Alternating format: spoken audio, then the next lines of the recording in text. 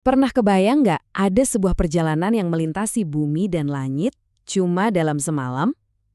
Hari ini, kita bakal kupas tuntas kisah Isra dan Mi'raj, sebuah perjalanan malam yang super ajaib dan jadi salah satu momen paling penting dalam tradisi Islam.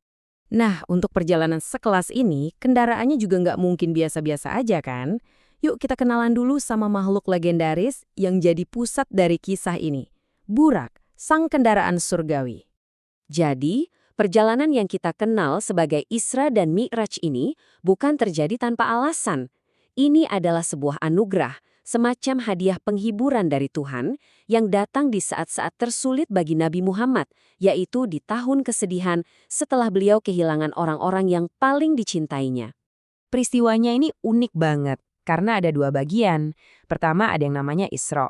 Ini tuh perjalanan horizontalnya, melintasi bumi dari Mekah ke Yerusalem.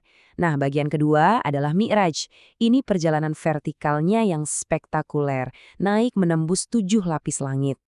Eits, tapi tunggu dulu. Sebelum perjalanan agung ini dimulai, ada persiapan spiritual yang luar biasa. Diceritakan kalau malaikat Jibril membedah dada Nabi, menyucikan hatinya dengan air Zam-Zam, lalu mengisinya dengan iman dan hikmah. Ini adalah simbol penyucian total sebelum menghadap Sang Pencipta. Oke, sekarang kita balik lagi ke Burak. Sebenarnya, kayak apa sih wujud makhluk super cepat yang terpilih buat perjalanan ini? Namanya aja udah keren, Burak. Ini dari kata Arab bark yang artinya kilat. Jadi ini bukan cuma nama, ini udah kayak spesifikasinya langsung. Kecepatannya itu loh, gak kebayang secepat kilat. Ada hadis yang ngejelasin lebih detail, bunyinya gini. Aku diberi burak, seekor hewan putih yang meletakkan kukunya sejauh pandangannya. Coba deh bayangin, setiap langkahnya itu menempuh jarak sejauh mata kita bisa melihat. Ini baru bener-bener definisi kecepatan kilat. Yang menarik, gambaran burak ini berkembang terus dari waktu ke waktu, terutama di dunia seni.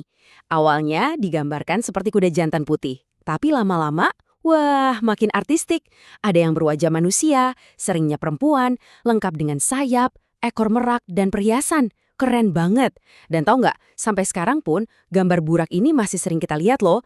Jadi semacam jimat di truk-truk di India atau Pakistan.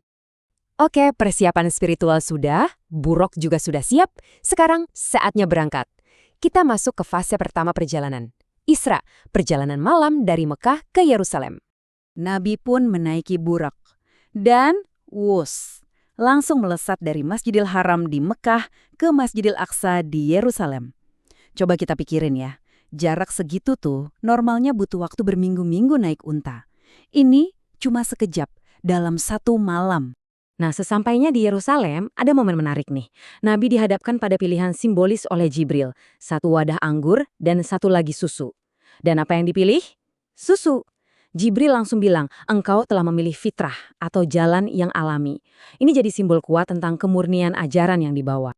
Tapi, perjalanan ini belum selesai di Yerusalem. Oh, sama sekali belum. Justru dari sinilah bagian yang paling bikin merinding dimulai. Mi'raj, perjalanan naik menembus langit. Beliau naik, lapis demi lapis. Di langit pertama bertemu Nabi Adam. Naik lagi ke langit kedua, ada Nabi Isa dan Yahya. Terus ke langit ketiga, ada Nabi Yusuf. Di langit keempat bertemu Nabi Idris dan Harun.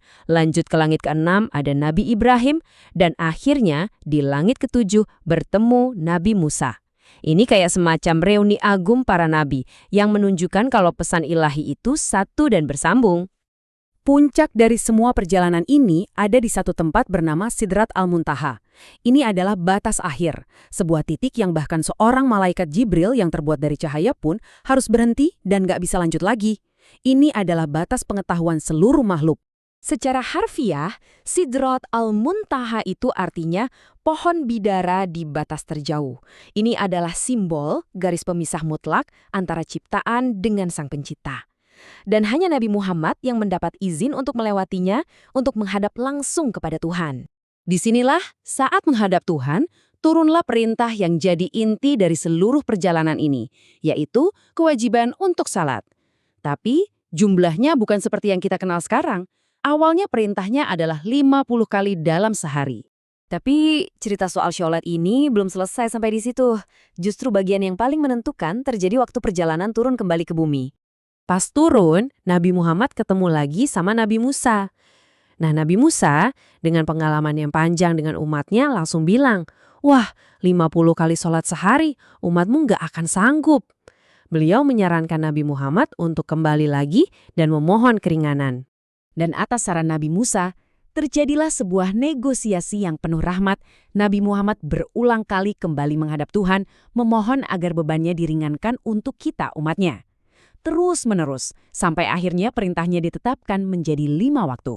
Dan disinilah letak rahmatnya yang luar biasa. Kewajibannya memang jadi 5 waktu sehari, tapi pahalanya tetap dihitung setara dengan 50. Sebuah diskon dalam pelaksanaan, tapi bonus pahala yang penuh. Tentu, pas kembali ke Mekah, cerita yang super luar biasa ini langsung jadi ujian iman.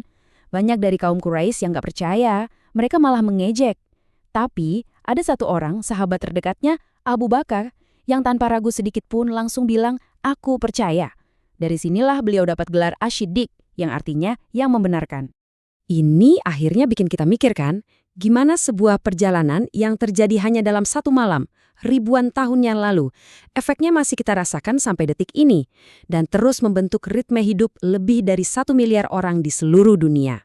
Warisan dari malam ajaib itu abadi, dan kita bisa mendengarnya di setiap gema azan 5 kali sehari, yang menyatukan dunia.